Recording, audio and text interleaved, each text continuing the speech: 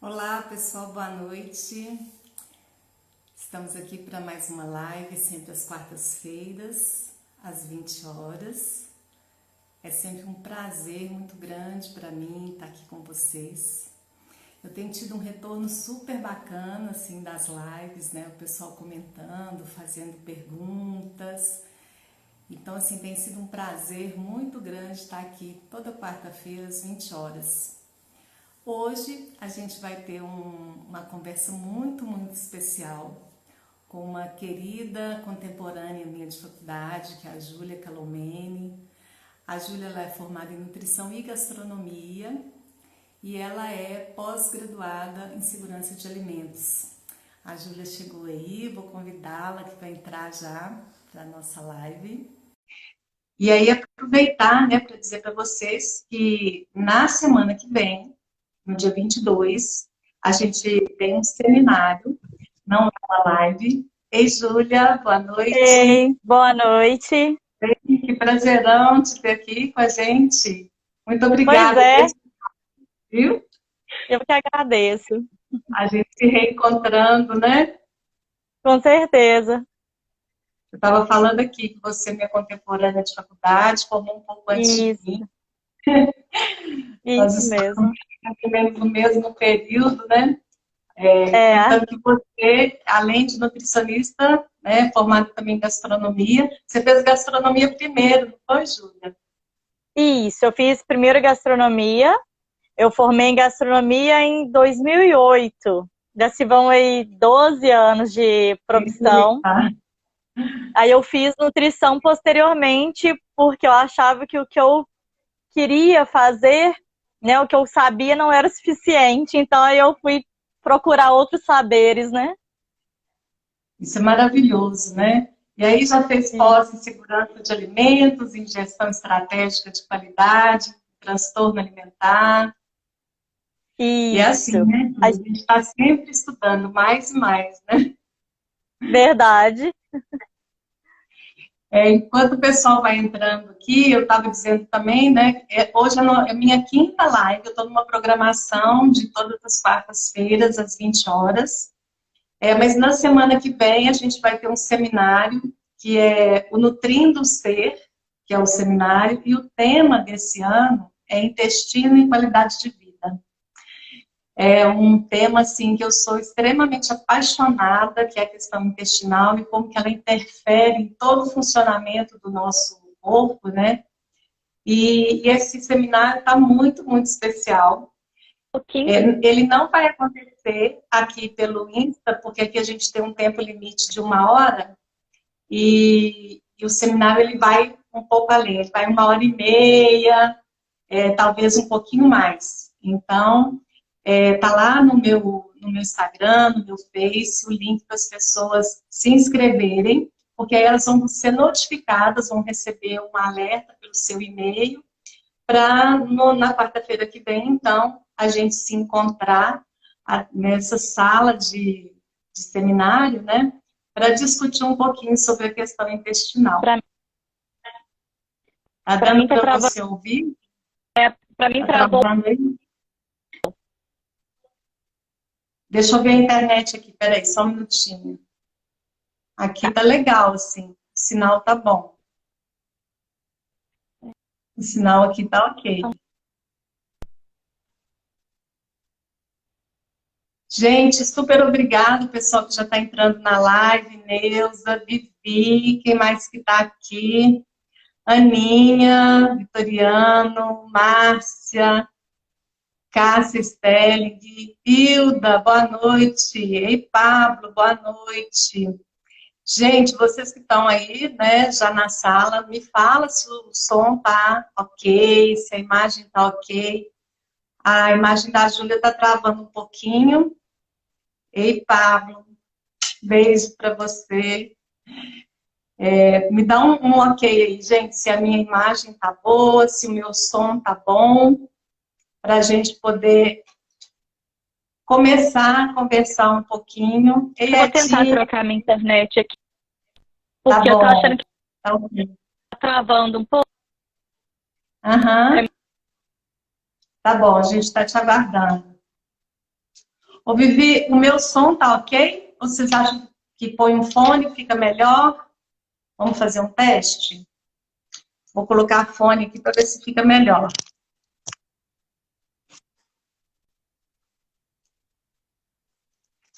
Acho que agora melhorou. Melhorou. Aí, gente, Agora melhoraram conta minha pra gente, internet. tá tudo certo aí. Então, gente, eu espero vocês na semana que vem, no seminário. Vai ser um seminário incrível. A gente vai ter 3 nutricionistas falando. Vamos ter o Fábio Lázaro também, que é o CEO da Lázaro, vai falar sobre aromaterapia, aplicação da aromaterapia na questão intestinal. Eu vou falar sobre probióticos, vai ser muito, muito bom. Espero todos vocês. Júlia, fala um pouquinho pra gente de você, né, de como é que é aí o seu amor pela nutrição. É. A gente é Então, apaixonado, né? eu falo que eu me encontrei na nutrição, né?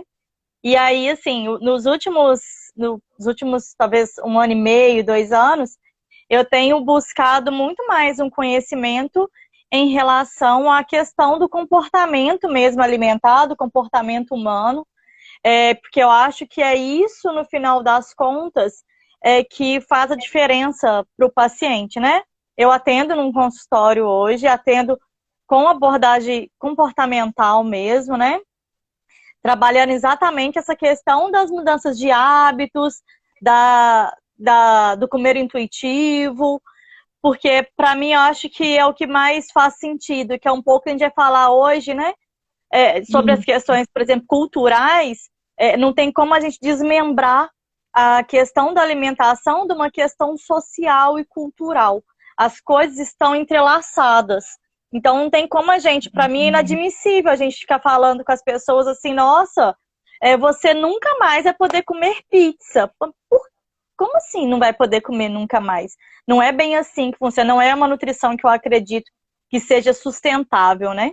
Então, assim, eu me encontrei mais nessa área, tenho estudado bastante essas questões que envolvem muito comportamento humano mesmo, porque eu acho que é o que no final das contas é o que fica pro paciente mesmo, né?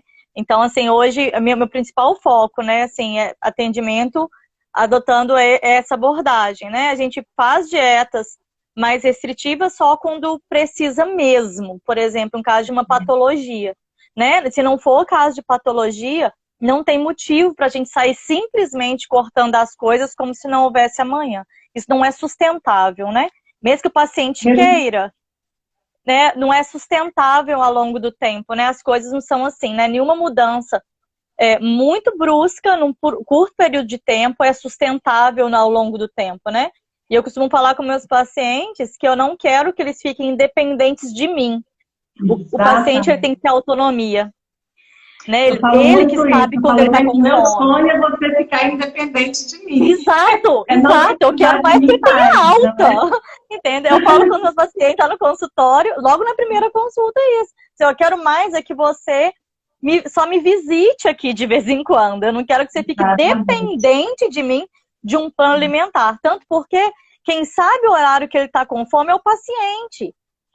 Só que, por Na uma série verdade, de assim, questões, todo o processo é um processo de autoconhecimento, é, né? exatamente, De exatamente, autocuidado, né? De se exatamente, reconhecer diante do alimento e de ter o controle nas mãos, e não o alimento te controlar, ou a comunidade, a sociedade te controlar, mas é você, exatamente. né, naquela direção, né? Tem uma frase que até estava num dos textos que a gente leu, que eu queria colocar aqui, porque eu achei Aham, fantástico. O comer é, assim, uma ação concreta de incorporação, tanto de alimentos como de seus significados, permeada por trocas simbólicas envolvendo uma infinidade de elementos e de associações capazes de expressar e consolidar a posição de um agente social em suas relações cotidianas. Nossa, eu achei que falou tudo, assim, né? Porque, na verdade, a alimentação, ela está envolvida o tempo inteiro com a sua postura na sua família, com a sua postura na sua comunidade, na sua sociedade, na forma como você se relaciona com o mundo, né? E ela permeia todos esses campos, né? Porque o ser humano, ele é um ser integral, ele não está separado. Então, obviamente, a alimentação, ela não está solta, ela não é independente de tudo aquilo que envolve o ser humano e as suas relações pessoais, sociais e culturais, né? Voltou, Júlia, deu uma Voltou. sumida, mas voltou. Mas Voltei. eu estava dizendo que Internet. o ser humano é um ser integral, né? E ele está envolvido todo o tempo com a sociedade, com a família, e a postura desse ser, né, nesse mundo, a alimentação diz muito em relação a isso, né? Exatamente. E a gente, assim, a questão da cultura alimentar, né? Ela está muito arraigada, né? Então, assim, até mesmo quando a gente fala com um paciente em relação a mudanças de hábitos, a gente tem que lembrar que esse paciente, né, que essa pessoa, ele tem uma cultura alimentar que ele cresceu com ela. Seja ela aos nossos olhos boa ou ruim, ele tem essa cultura arraigada. Por isso que as mudanças de hábitos são tão difíceis quando a gente fala em questão alimentar. E aí algumas coisas assim que eu quero que a gente leve em consideração, né? Que a gente tem que lembrar que quando a gente considera comida, ela é essencial para entender a cultura de um povo. Por isso que eu falo Sim. que a cultura interfere na nossa alimentação. Quando a gente pega, por exemplo, um livro de receitas de alguma época, vamos pegar um livro de receitas de 1950 e um livro de receitas de agora. Ele diz muito sobre a cultura alimentar daquele momento da história. E daquele povo da onde aquele livro de receita foi construído. Então, fala muito sobre os hábitos alimentares, quais tipos de alimento que estavam disponíveis naquele momento que aquele livro foi consolidado, quais utensílios que tinha ali à disposição dentro daquela população, dentro daquela sociedade. Então, assim, a questão da alimentação, ela conta muito. Quando a gente vai estudar um pouco de história da alimentação, quando a gente vai estudar a história da humanidade em si, sempre tem algum traço da alimentação. Nunca são coisas dissociadas, não tem como dissociar, né? Porque a alimentação, ela tem uma conotação social também. Por isso que quando eu vejo, né, algumas dietas, muitas dietas da moda, extremamente restritivas, né, que você acaba tendo que se restringir a ter esse convívio social, eu já sei que aquilo não vai ser sustentável. Vai durar 15 dias. Né, no máximo. Hoje uma cliente minha falou comigo hoje assim, eu já fiz dieta do ovo, ela está fazendo um programa nutricional comigo, já teve um resultado muito interessante, muito bom, teve uma mudança de hábito importante, assim, e aí uma saúde muito melhorada, rejuvenescida, inclusive, e aí eu achei muito interessante que ela falou assim, eu já tinha feito todas essas outras dietas que você puder imaginar. Eu já tinha feito a dieta do ovo, dieta de não sei o que, eu nem sei, tem uns nomes que eu nem sei do que se trata, né?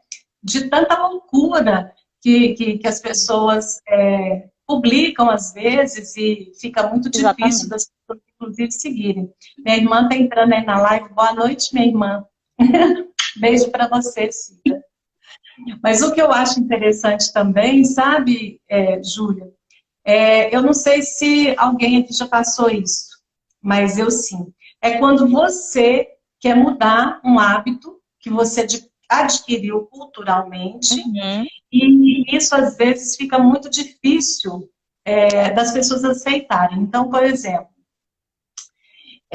eu adquiri, como eu acho que a maioria das pessoas da minha idade, tenho 55, então vamos ver aí quem está mais ou menos na idade, teve uma influência muito grande da indústria, né? Nós tivemos um período de pouca influência lá na infância, e depois um período de muita influência da indústria alimentícia, e aí a gente teve uma mudança, inclusive, de paladar, né? A gente passou aqui tudo muito doce, tudo muito salgado, tudo muito temperado, tudo muito intenso. E aí, quando eu tive meu primeiro filho, eu quis evitar o açúcar.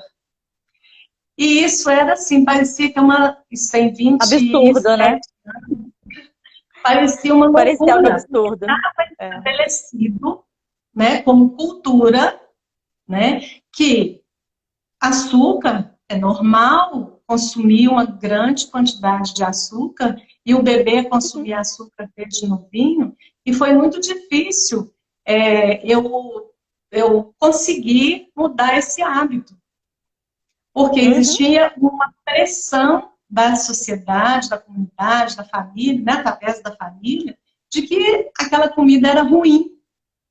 Sim. Né? Então, assim, existe esse lado também. Né? Existe.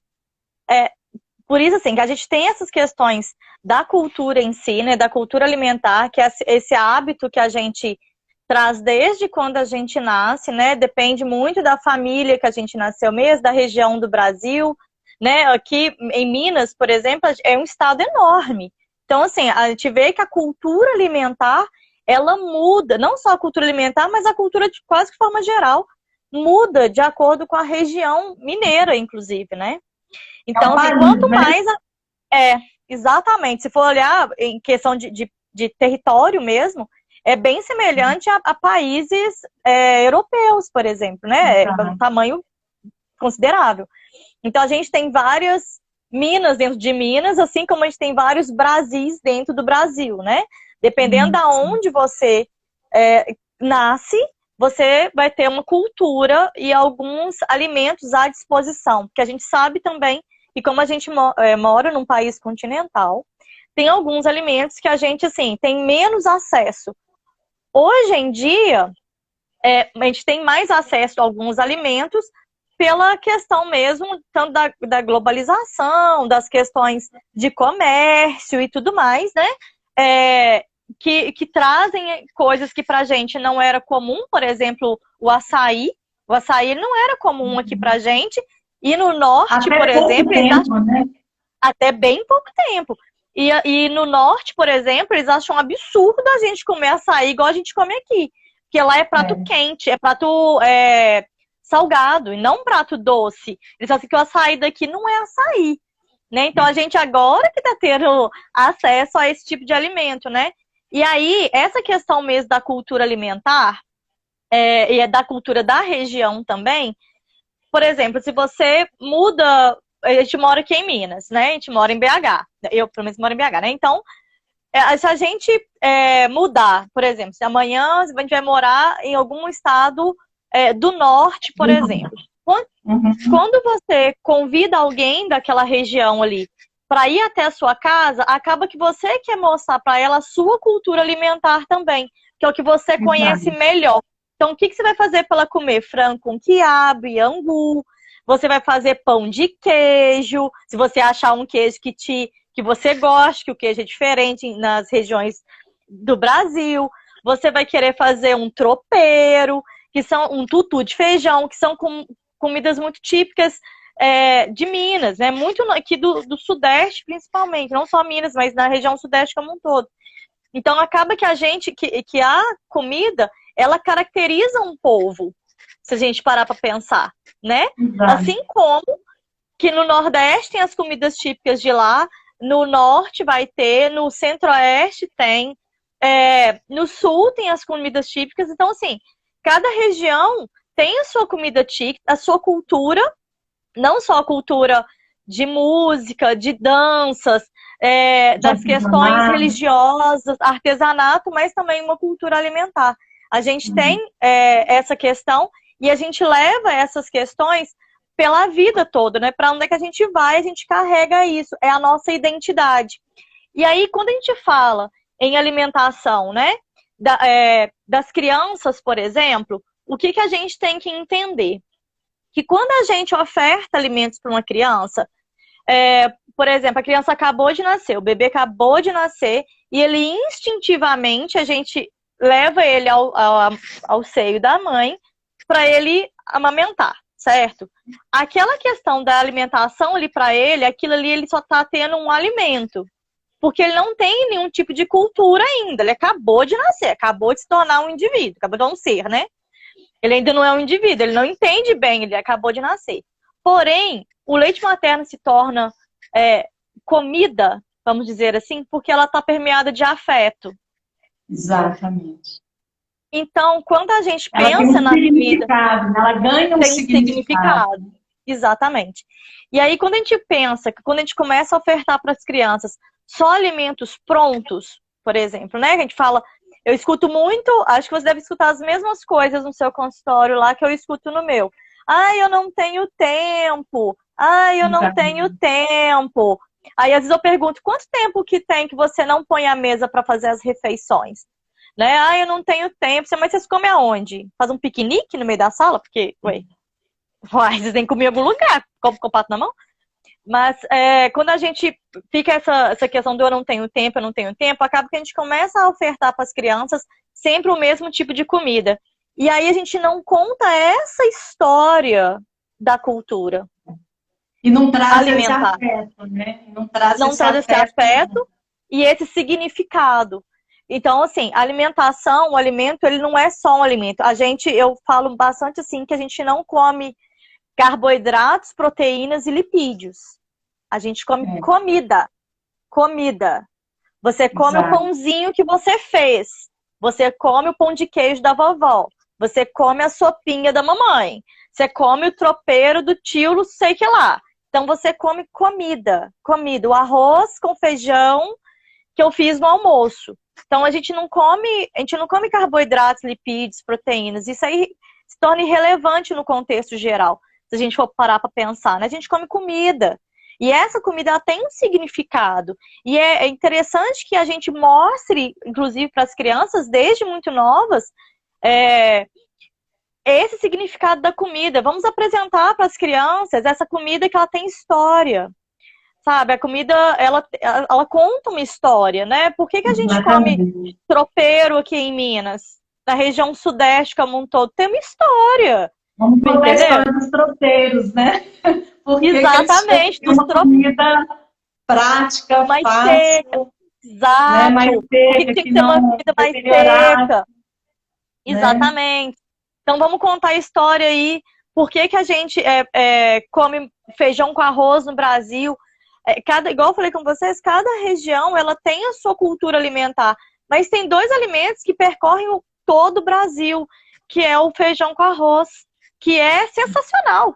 Eu prescrevo para todo mundo não comer feijão com arroz, gente. O negócio é bom, gostoso, um complementa o outro, tá tudo certo e tá dentro da nossa cultura. E aí a gente vê que no nosso trabalho como nutricionista, a gente vai individualizar tudo isso, né? Quando o nosso paciente está no consultório, a gente vai trazer a história dele, por isso que a gente sempre pergunta o que é que ele come no dia a dia, como é que são as refeições dele, quais são os horários que ele come, e aí, de acordo com o objetivo da pessoa, com o estado de saúde que ela está, né, com as situações que estão envolvendo ali, você vai prescrever aquilo que vai ajudar aquele paciente especificamente a alcançar o objetivo dele, né? Não dá para a gente, como profissional, indicar igual para todo mundo. A gente vai trabalhar dentro da individualidade de cada paciente aquilo que o paciente gosta, né? Exatamente. Aquilo que ele precisa do ponto de vista micronutricional. A gente vai estar empenhado em trazer uma alimentação saudável, né? Baseada naquilo que o guia alimentar coloca para a gente como proposta, que o guia brasileiro é incrível, né? Incrível. A gente cansa de falar mal do Brasil, mas não vamos fazer isso não, gente. Aqui é o melhor lugar do mundo, né? E a gente tem uma cultura incrível, nós temos materiais incríveis, né? E o objetivo é esse, é atuar de acordo com aquilo que o nosso paciente precisa, né? E é por isso que a gente está sempre estudando e se empenhando e buscando coisas novas, e cada um vai ser do Exatamente. seu jeito, né? E aí, o que a gente tem que lembrar, né, nós como profissionais, e passarmos isso também para os nossos pacientes, né, é a questão seguinte, que existe uma ideologia, né, que foi colocada ao longo do tempo, né, em relação à nutrição, que é o nutricionismo, tá? O que é o nutricionismo? É aquela questão, assim, que reduz alimento a só a questão bioquímica, tá? É só carboidratos, proteínas, lipídios, tem mais vitaminas, tem menos vitaminas, e aí acaba desconsiderando essa história e essa cultura do paciente. Nessa intenção, né, de falar assim, não, vamos fazer uma nutrição individualizada, só que na hora que faz uma nutrição individualizada, não faz isso que a gente falou aqui agora há pouco, né, da sua fala. Perde a questão cultural, né? Esquece completamente a questão cultural do paciente, a questão social do paciente, né, que ele é um ser social, né, todos nós somos seres sociais. Esquece completamente aquelas questões sociais e culturais da alimentação do paciente e simplesmente faz uma alimentação desprovida desses valores, que é a medicalização da comida, né? Não, você vai comer isso aqui porque isso aqui é bom, tá? Mas eu não gosto, tá? Eu não gosto de comer, sei lá, eu sou uma pessoa, hoje em dia eu como de tudo, mas por exemplo, um tempo atrás eu não comia, por exemplo, berinjela. Hoje eu sou a louca da berinjela, mas há um tempo atrás eu não comia berinjela. Aí eles falaram assim, não, mas você vai ter que comer berinjela, porque berinjela faz bem por não sei o quê. Não, mas eu não gosto. E aí? Sabe, eu acho que a gente tem que levar em consideração. Eu vejo coisas super importantes, né? Eu vejo, primeiro, essa possibilidade das pessoas se abrirem também, quando você diz assim, antes eu não gostava de berinjela. Ou seja, talvez não fosse uma coisa da sua cultura familiar, não tenha sido introduzida ao seu paladar quando você era criança e tal. Mas você se abriu para isso, né? Isso. Então, eu acho que um trabalho também nosso é poder abrir as possibilidades para novos alimentos, para novos sabores, propor, né, essa variedade que é incrível quando você descobre um novo sabor.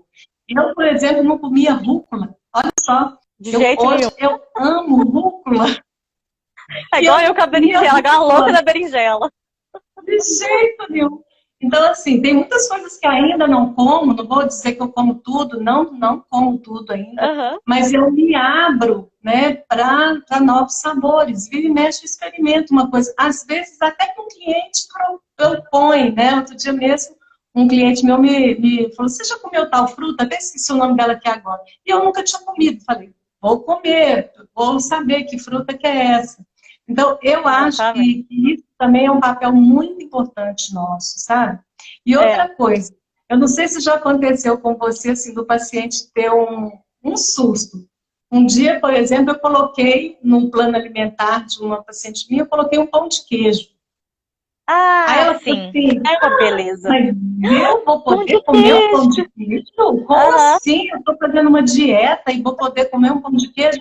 Vai, se você não falou que você gosta muito de pão de queijo, e pão de queijo para você é importante, então eu vou sim trazer um pão de queijo para a sua alimentação. Olha que coisa boa, né? E assim, às vezes as pessoas assustam quando a gente faz uma proposta dessa, né?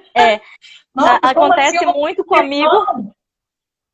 Sim, acontece muito comigo com pão. Posso continuar comendo pão? E olha que eu não como pão, eu evito glúten, etc e tal. Mas para a pessoa é importante.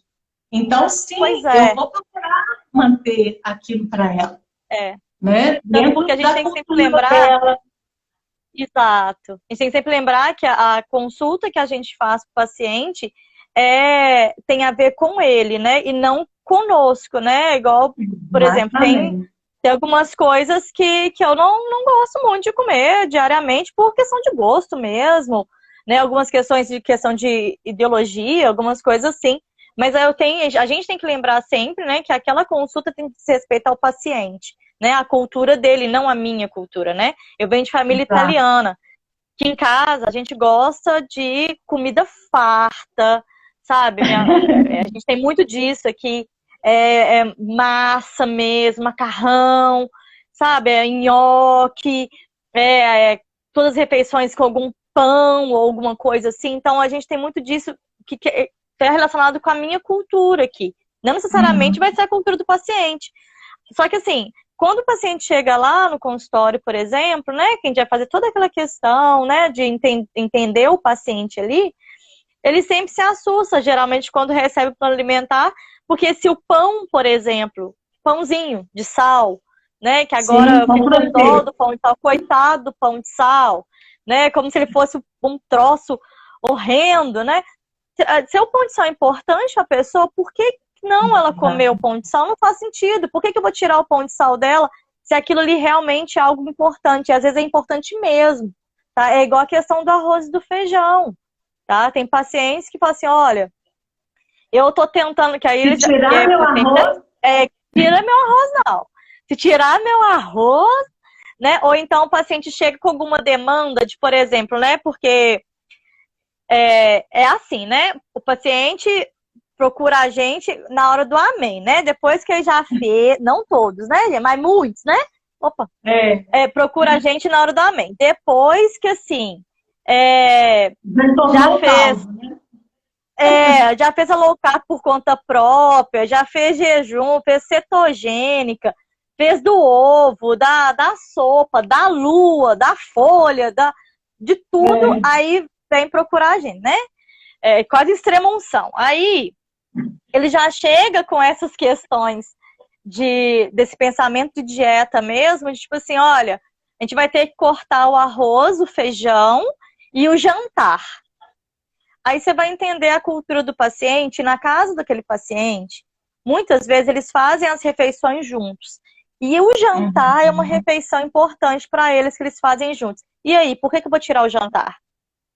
Às vezes é a única refeição que eles vão fazer juntos, né? Exato. Então, assim, a gente precisa trabalhar essas questões da cultura. Precisa, sabe? A gente precisa entender de onde aquele paciente veio, sabe? Como que ele cresceu. E aí entender essas questões de, por exemplo, o paciente, eu tenho pacientes assim também, que chega lá no meu consultório e fala assim, eu não como nada de vegetais.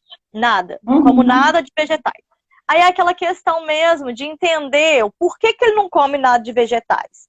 Tá? Como ele foi apresentado, né? Como é que foi a introdução alimentar dele? Como é que foi a infância? Você sabe que eu descobri que eu tenho uma dificuldade de comer carne vermelha. Eu não consigo comer bife. Eu consigo comer tudo que é bem cozido ou tudo que é bem moído, sabe?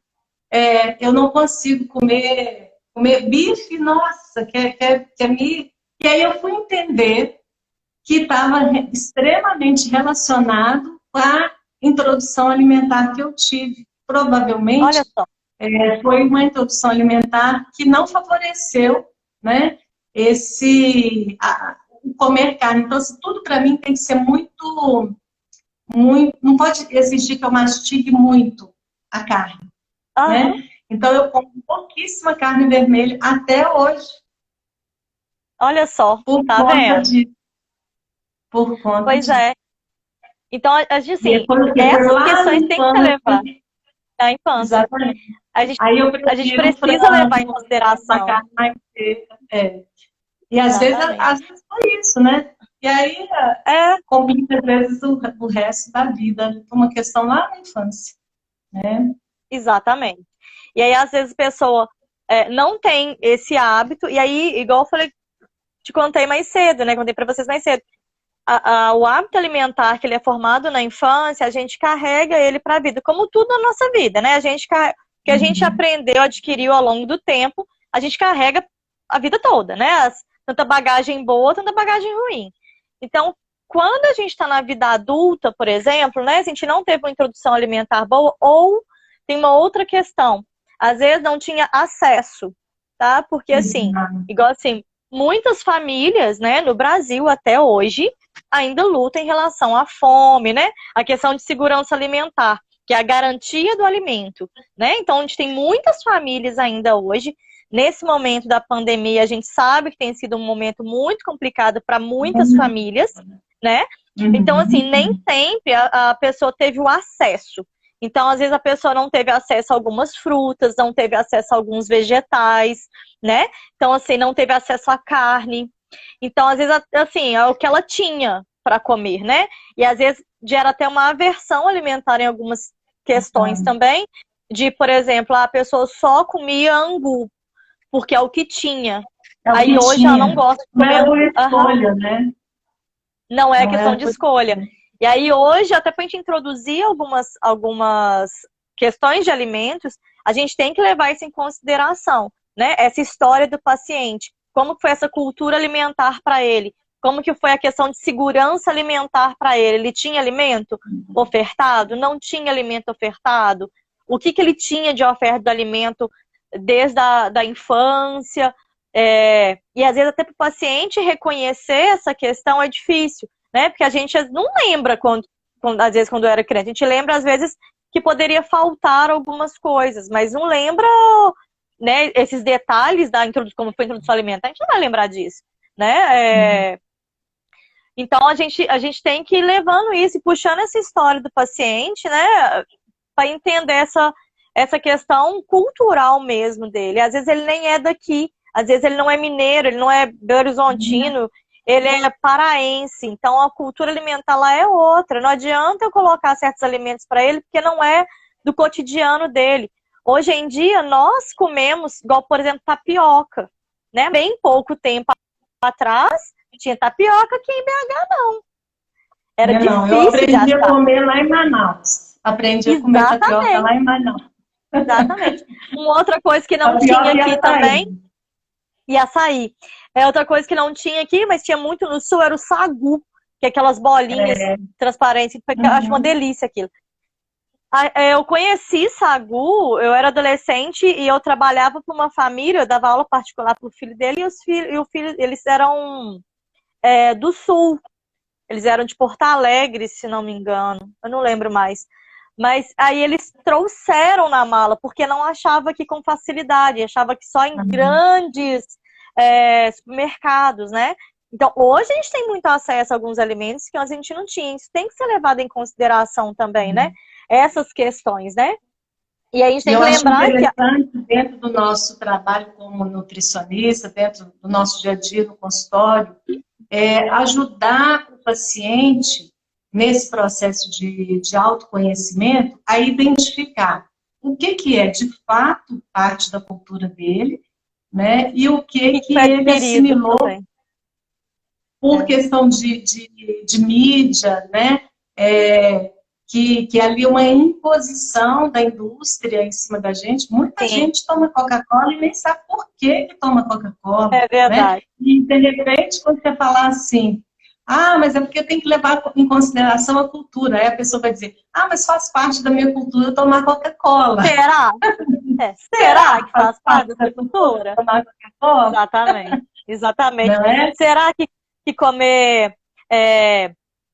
por exemplo, né, comer chips, boa, será que isso faz parte da sua cultura mesmo, né?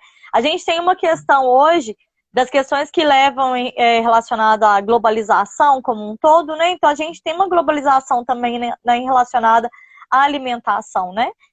Então, assim, a gente acaba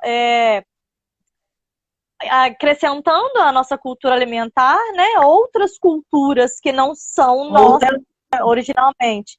Por exemplo, sushi, né? Sushi, o brasileiro não tinha falando, chips é gostoso.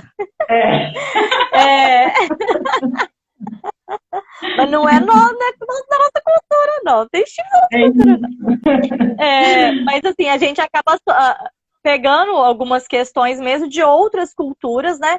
E meio que misturando na nossa cultura também, né? Mas assim, o que eu friso é que a gente tem que lembrar também da nossa cultura. Tudo bem comer o sushi, tudo bem comer o açaí, tudo bem comer o que você quiser, se tiver vontade, né? Ou acesso àquela refeição. Mas a gente tem que lembrar também da nossa cultura alimentar. E aí algumas questões que a gente tem que lembrar, né? Hoje em dia, minha Nutri não deixa mais eu A comer. Jéssica falando que minha Nutri não me deixa mais comer, mas é gostoso. A É, Nutri dela que não pois deixa a comer. dela não deixa mais comer. Aí, assim, o que a gente tem que lembrar é o seguinte, né? Que a gente foi mudando alguns padrões alimentares à medida que o tempo foi passando, né? Tanto porque antes a gente tinha a mãe em casa, né? Fazendo as refeições, né? Para a família, né? Era assim. E o pai sendo o provedor da casa. Então, a questão da alimentação, a mãe ficava ali com a questão do alimento e do afeto, né? Na verdade, o pai vinha como um provedor da casa. E aí a família geralmente sentava, isso é recente, assim, não tem muitos anos. A gente não tá falando de coisas só de 100 anos atrás, não, tá? A gente tá falando de coisas de 30, 40 anos atrás, né? Uns 40 anos atrás. Era Isso muito na assim. humanidade não é nada, né? Nada. Esse tempo na história da Definitivamente. humanidade não é nada. Não é nada. Aí a gente tem essas questões de que antes a mãe tinha esse tempo ali em casa com a mulher entrada no mercado de trabalho, as coisas foram mudando um pouco. E aí a gente começou a ressignificar as questões da alimentação, inclusive com o advento do self-services, que agora, né, depois dessa questão da pandemia, a gente nem sabe como é que vai ficar essas questões dos restaurantes aquilo e tudo mais, por uma questão sanitária mesmo, né? De transmissão de vírus, essas coisas. Então, assim, a gente tem essa ressignificação da alimentação. E aí, quando a gente vê, por exemplo, né, o Guia Alimentar da População Brasileira mesmo, que ele traz de volta exatamente essas questões de, olha, que tal você fazer a sua própria comida? Que tal a gente se planejar? Vamos nos planejar? Vamos lá, ó, os 10 passos da alimentação saudável lá, sabe? Evite alimentos ultraprocessados, por exemplo. Então, vamos cozinhar? Vamos para a cozinha fazer comida? Eu acho isso fantástico, Júlia. Tá no Guia Alimentar Brasileiro uma orientação para as pessoas dedicarem um tempo maior para o preparo das suas refeições. Exato, exatamente. Eu também acho sensacional isso. E aí, o que eu tenho falado muito lá no consultório é o seguinte... Agora não mais que estão vendo que eu tô em casa, né? O guarda-roupa aqui atrás. Eu tô... Atendo assim agora, online. Eu tô assim. Também tô o consultório é em casa. Pois é. Então, assim, o que acontece? O que eu tenho falado muito com os meus pacientes vamos participar juntos de fazer essa refeição às vezes, sabe? Igual assim, em vez de deixar os filhos lá na sala assistindo alguma coisa na TV, vamos trazer eles para a cozinha. Mesmo as crianças pequenas, sei que dá trabalho, né? Criança pequena não fica quieta, mas eles gostam de participar, sabe? Então, vamos fazer uma almôndega hoje, vamos aprender a modelar, dar uma almôndegazinha para eles modelarem que eles fazem, sabe? Vamos fazer junto essa refeição. Vamos pôr a mesa se tem mesa em casa. Eu falo com meus pacientes, se não tem mesa em casa, põe o sofá, que eu brinco assim, né? Para sentar juntos. Vamos fazer um piquenique, arruma uma toalha de mesa, põe no chão. Vamos sentar e vamos comer juntos. Para ter esse resgate. Esteja sendo um ponto da pandemia que favoreça a nossa alimentação, né? Porque, querendo ou não, as pessoas estão um pouco mais disponíveis, em alguns casos, para poder fazer a sua refeição, para preparar, para comer em família, né? E isso, assim, tem uma dimensão... Provar novos sabores. Isso. E, assim, é uma dimensão que talvez a gente só vá perceber daqui a um tempo, né? O que esse momento proporcionou às famílias, né? Exatamente. A Jéssica está falando que ela aprendeu a fazer maionese. Muito bem! Pois é! Então, assim, a gente fazer esses resgates da nossa história, sabe? Da nossa cultura mesmo, né? É importante para a alimentação como um todo, né? Então, assim, a gente tem que lembrar que se você come prestando atenção no que você está comendo, você provavelmente vai lembrar do que você comeu. Que aquela questão de, eu nem lembro o que eu almocei, isso é um problema. né? Tipo assim, Inclusive, ela você do, eu nem lembro. prestar atenção, né? Exato, A tendência você tá prestando atenção. é... Exatamente. Porque você tá lembrando ali, você tá respeitando a sua fome, respeitando a sua saciedade, respeitando os limites do seu corpo, né? Que a gente fala muito hoje na questão do comer com atenção plena, né? Que tá prestando atenção ali, no agora, né? Não só o comer com atenção plena, mas a atenção plena como um todo. Ele tá presente agora, tá prestando atenção no agora, né? Então, tem visto muitas pessoas queixando de ansiedade nesse momento da pandemia, porque a gente fica pensando no depois. Se a gente for conseguir colocar no agora, a gente minimiza um pouco essas questões, né? Então, quando a gente fala em comer uma comida mais caseira, né? Tentar preparar. Essa semana eu postei lá no meu Insta, a minha parte é colocando assim, ó, todo mundo sabe cozinhar. É uma frase do Ratatouille, lá do filme Ratatouille. Todos sabem cozinhar. Você, mas eu não sei. Sabe sim. Sabe sim. O básico todo mundo consegue no final das contas. Né? Tem muitas Tem possibilidades de aprender. Eu vou te confessar, hoje eu estava brincando com o pessoal lá do meu trabalho também. Hoje. Gente, eu nunca fui quitandeira. Eu nunca soube fazer muitos biscoitos, nunca soube fazer pão de queijo, apesar de ser mineira. E essa semana eu aprendi a fazer pão de queijo. Olha aí! Eu me Quem me ensinou? Obrigada, Juliana Castro, nutricionista aqui de Caeté, minha super colega, parceira. E aí eu ensino uma receita super prática de pão de queijo, depois eu vou fazer, vou postar para o pessoal. Falei, gente, olha só, eu sei fazer pão de queijo. Me achei, assim, não sei. A gente tem muitos canais hoje, assim, a gente tem muitos canais no YouTube que ensinam a fazer pratos diferentes, né? Nas páginas de nutrição, de gastronomia, sempre tem muita receita, né? Igual na minha página, no meu Insta, tem um monte de receita. De outros colegas também tem um tantão de receita. Então, assim, são receitas às vezes fáceis de fazer. Então, assim, a gente tem possibilidades hoje de fazer esse resgate. E aí é legal também, às vezes, se tem uma convivência com a família, de resgatar essa história da família. Tem alguma receita de família, por exemplo? Sabe qual que é a sua receita de família? Né? Então vamos tentar resgatar isso, né? Vamos tentar pensar de uma forma diferente em relação à alimentação e essa cultura alimentar e lembrar sempre que é sempre possível mudar, né? Nós somos seres que a gente consegue mudar, a gente consegue aprender. Por isso que a gente aprendeu coisas diferentes de culturas diferentes, né? A gente consegue aprender de forma muito rápida, né? O ser humano de forma geral. Então vamos tentar provar novos sabores, vamos tentar fazer uma abobrinha diferente, se não gosta de abobrinha. Vamos tentar provar a berinjela lá no ratatouille, misturado com outros vegetais. Vamos tentar de outras formas. Eu não gosto de tomar chá quente, vamos tentar chá gelado. Vamos pensar nisso. A pessoa diz que não gosta de um alimento, mas é porque aquela forma que ela está preparando é que ela não gosta. Às vezes tem outras formas de preparo que, sim, ela vai conseguir sentir o sabor e vai acostumar, né? Ô, Júlia, uma coisa que eu acho, assim, que é muito, muito importante nessa questão da alimentação, da cultura alimentar, é a pessoa se empoderar, né, em relação a isso, no sentido de tomar para si que a alimentação cabe a ela, né? Quando a gente é criança, é a mãe que tem esse poder, vamos dizer assim, de fornecer ao filho aquilo que ela acha, que ela julga que é o ideal.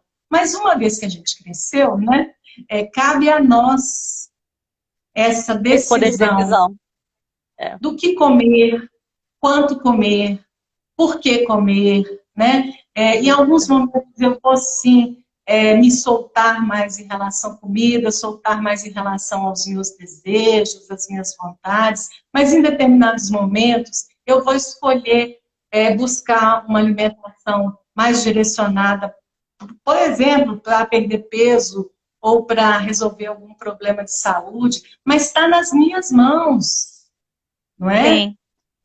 A cultura não está acima da gente, a gente está acima da cultura e a gente tem que se relacionar com ela de tal maneira, né, que no final das contas eu fique bem de saúde, eu fique bem comigo mesma, fique feliz comigo mesma, né? Esse é o resultado. Não tem, eu costumo dizer o seguinte, a gente não tem que nada. Eu não tenho que comer, eu não tenho que não comer determinados alimentos, né? Mas tá nas minhas mãos. É eu é que decido, né? Isso eu acho muito importante, sabe? Esse autoconhecimento, em primeiro passo, né? O primeiro momento, e o tomar conta disso, assim, cabe a mim, né? Eu brinco muito, e quem me conhece mais sabe disso, que eu tenho um paladar extremamente infantil, assim, eu gosto de, quando eu digo infantil, né? Eu gosto dessas coisas todas que criança gosta, eu adoro. Agora, se eu vou comer ou não, cabe a mim, hoje, decidir baseado naquilo que eu desejo para mim, né? Ou eu que não você vou acredita. Exatamente. O que você deseja então, ou assim, acredita. esse se empoderar é muito, muito importante, né? Sim. Eu acho que a gente, assim, nos últimos anos, né, essa questão da mentalidade da dieta, da questão do nutricionismo mesmo, desse reducionismo em relação à alimentação, a gente perdeu um pouco o foco. A gente, eu digo assim, não só nós como profissionais, mas como indivíduos também, perdemos o foco no seguinte, a gente preocupa muito no o que estamos comendo, esquecemos de pensar no porquê, no como, com quem, onde, nesses porquês. Sabe por que que eu quero comer isso? Os porquês são tão importantes quanto o quê. Às vezes porque, até mais importantes, né? Mais importante, exatamente. Então, assim, a gente tem que começar a focar um pouco nessas questões, sabe? Por que que eu quero comer assim, ou como que eu estou comendo, como que eu estou me relacionando com a minha alimentação, eu tenho uma relação boa com o alimento ou não tenho uma relação boa. Então, assim, a gente está muito preocupado às vezes com o que e está esquecendo dessas outras questões do porquê. E essas questões do porquê, volto a dizer, são questões que vêm muito da nossa cultura. Muitas questões são culturais. Por que que o brasileiro come arroz com feijão? Questão totalmente cultural, né? E assim, por que que hoje a gente não quer comer determinados alimentos ou coloca aqueles alimentos como grandes vilões, né? Eu falo sempre que não existe mocinhos e vilões da alimentação. Tudo tem contexto. Contexto. Tem o momento, o porquê, o como. Não é? E tem principalmente que eu acho que assim que no fundo de tudo, né, a gente tá na base de tudo, é a gente se conhecer. E aí os porquês são muito interessantes, são muito importantes, né, porque levam a gente a um autoconhecimento. A entender, né? Exatamente. A entender aonde que eu tô, aonde que eu quero chegar, né? Como é que eu quero estar daqui a um tempo, né? Com que saúde eu quero envelhecer, nós vamos envelhecer, muito provavelmente, né? Dentro da nossa história aí, né? A gente vai ter uma vida mais longa, a expectativa de vida hoje é longa, e como que eu quero chegar lá? E como que o que eu alimento, né? Tá ligado a isso ou não, né? Então, assim, esse processo de autoconhecimento, que eu acho que é a grande chave, né? É de verdade voltar um pouquinho para mim, né? Me conhecer melhor, se fazer essas perguntas, por que que eu como, o que que eu como, em que circunstância que eu como, quando, qual tudo, sentimento né? que está envolvido ali, se eu estou ansioso, se eu estou triste, estou feliz, né? Qual que são os sentimentos que estão envolvidos e que são tão importantes quanto o quê? O que eu costumo falar com os meus pacientes lá no consultório é o seguinte, que a gente tem que começar a ter uma relação melhor com a alimentação, entender melhor essas questões da alimentação como um todo, por que que eu como, onde eu como. E aí, por exemplo, o emagrecimento, ele vai ser uma consequência do processo. Ele não tem que ser o foco. Que as pessoas querem, às vezes, chegar no consultório e aí querem se desvincular de toda essa cultura, esse histórico alimentar, e porque eu preciso emagrecer 10 quilos no mês. Como eu falei no começo, além de isso não é sustentável, isso não faz sentido. Então, assim, é melhor a gente focar no deixa eu me conhecer, deixa eu conhecer o sabor dos alimentos de novo, deixa eu conhecer minha cultura alimentar, quais são as minhas limitações dentro da cozinha, o que eu gosto de cozinhar, o que eu gosto de comer, porque a questão de melhoria de qualidade de vida, melhoria do peso em si, de doenças crônicas não transmissíveis, como hipertensão, diabetes, as dislipidemias, elas vão ter uma melhora que vai ser uma consequência dessa boa relação que você tem com a alimentação. Então, você vai conseguir entender melhor os porquês, os como, os com quem, os quando, e aí é uma consequência. E não um motivo, né? Quando a pessoa chega assim, não, o real motivo, a pessoa só quer perder peso. Gente, isso não é sustentável. Você pode querer perder peso, mas tem que ser uma consequência da sua boa alimentação e não ser o oposto. Eu vou emagrecer, aí eu vou ter uma boa alimentação. Não, eu vou ter uma boa alimentação, uma boa relação com a alimentação, com a comida em si, e aí sim eu vou perder peso, eu vou melhorar, isso vai acontecer, aquilo ou aquilo outro.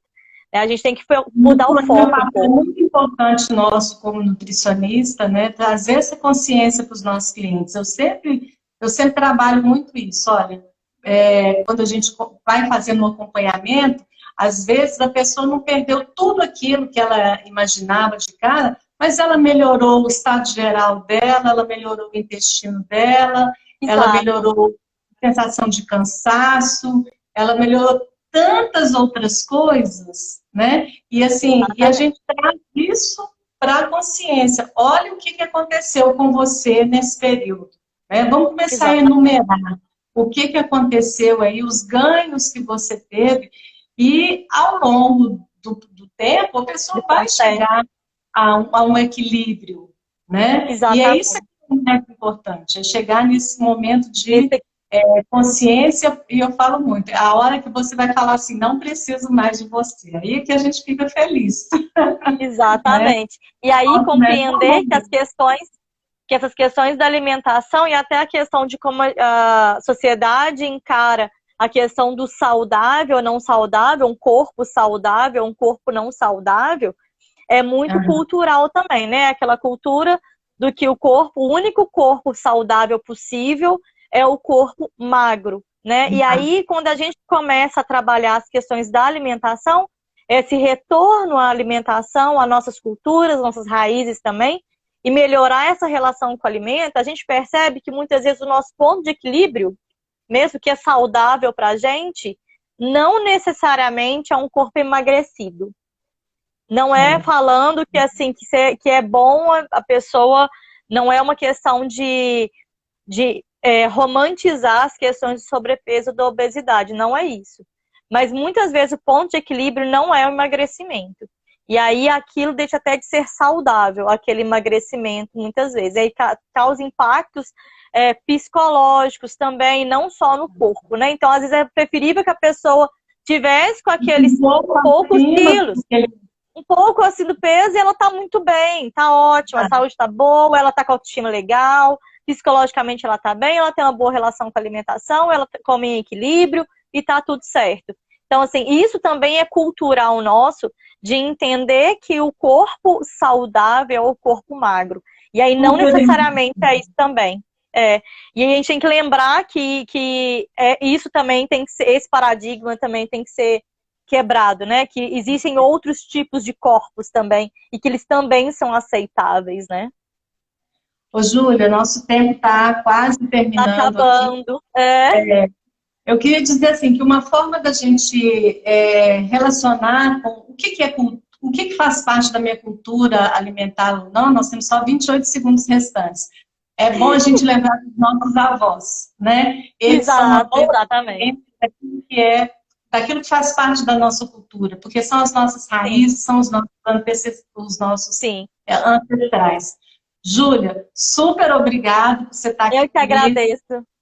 Foi um prazer. Valeu, foi um prazer te receber aqui e até a Foi um próxima. prazer também.